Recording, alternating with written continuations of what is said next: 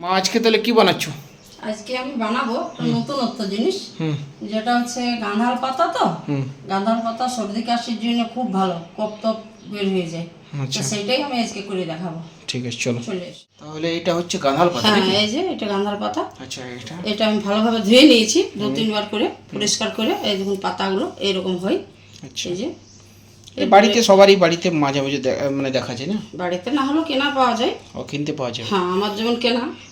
গাঁধাল পাতা। হ্যাঁ, তো এটা শিলনোড়াতেও বেটে নিতে পারেন, আবার মিক্সিতেও বেটে নিতে পারেন, যার যেটা সুবিধা হবে। তো এটা আমাকে বেটে নিতে হবে প্রথমে। ঠিক আছে, তুমি তাহলে এটা মিক্সিতে আমি বেটে নেব এইভাবে।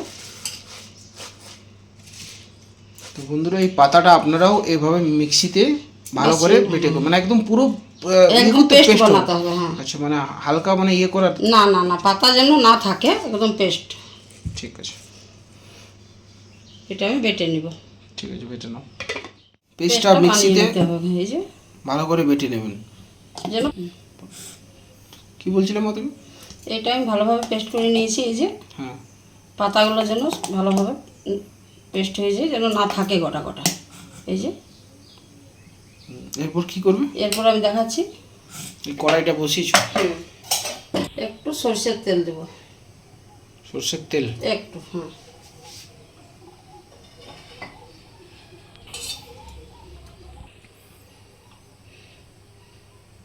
এটা ঘি? একটু ঘি দিচ্ছি, গাওয়া ঘি।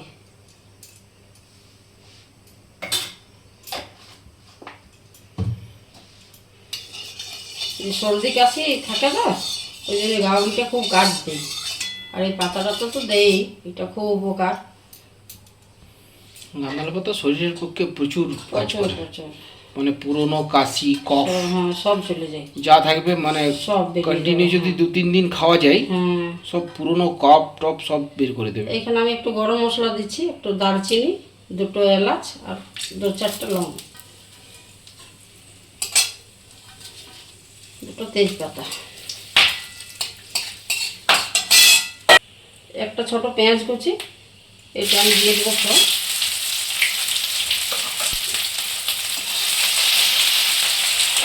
ভালো করে লাল করে ভেজে নিতে হবে। হ্যাঁ হ্যাঁ, পেঁয়াজটা।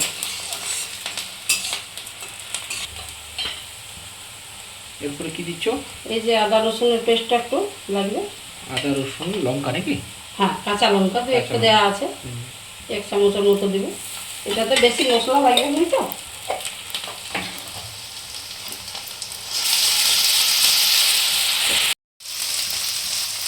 এই যে ছোটো চামচের 1 চামচ দিলাম আমি হলুদ গুঁড়ো, আর একটু জিরে গুঁড়ো 1 চামচ। এই যে একটু গোলমরিচের গুঁড়ো 1/2 চামচের মতো।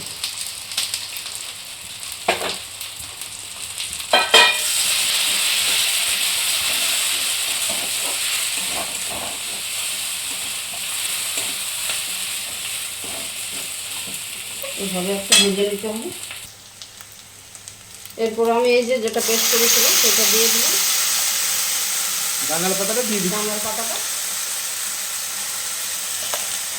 দিয়ে একটু ভালোভাবে ভাজতে হবে। এটা একটু নুন দেব। স্বাদ অনুযায়ী নুন? হ্যাঁ, স্বাদ অনুযায়ী।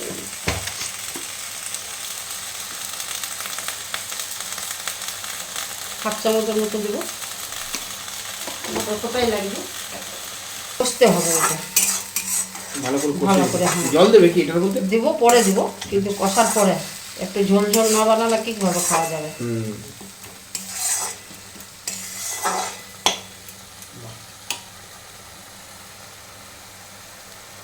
বন্ধুরা, 10 মিনিট পরে এলাম, দেখুন এইভাবে এইভাবে কষানো হয়ে গেছে। এই যে এরপরে আমি জল দেবো, জল দিয়ে ভালোভাবে একটু ফুটাবো 10 মিনিটের মতো। ঢাকনা দিয়ে কি? ঢাকনা দিতে হবে। এখন আমি জল দিয়ে দিচ্ছি, বাটির মতো জল দিচ্ছি।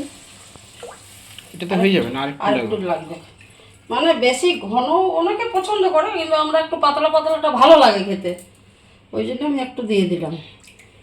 আগেকার দিনে এই যে কফ সিরাপ, জ্বর সর্দি কাশি হলে আমাদের ঠাকুরমা মারা এই গাঁধাল ঝোল করে দিত, খুব ভালো লাগতো খেতে। অনেকে ভাত দিয়ে, আমরা ভাত দিয়েও খাই, খুব ভালো লাগে। আমার ছেলেগুলো তো ভাত দিয়েও খাই।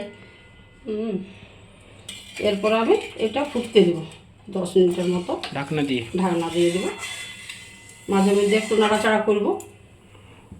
ঠিক আছে, শুনুন 10 মিনিট পরে তাহলে বন্ধুরা ফিরে আসছি। মিনিট পরে ফিরে এলাম, দেখুন এই যে আমার হয়ে গেছে রেডি। এরপর আমি নামাবো।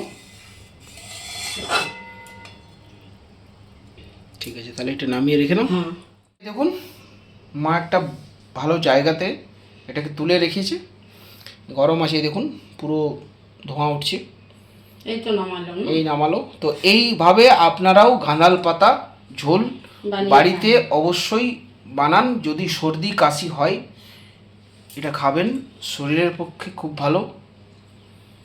কাপ সিরাপ খাওয়ার থেকে এটা খাওয়া অনেক ভালো, স্বাস্থ্যের পক্ষে ক্ষতি করবে না কোনো। ওষুধ তো মেডিসিনে আপনার ক্ষতি করবেই,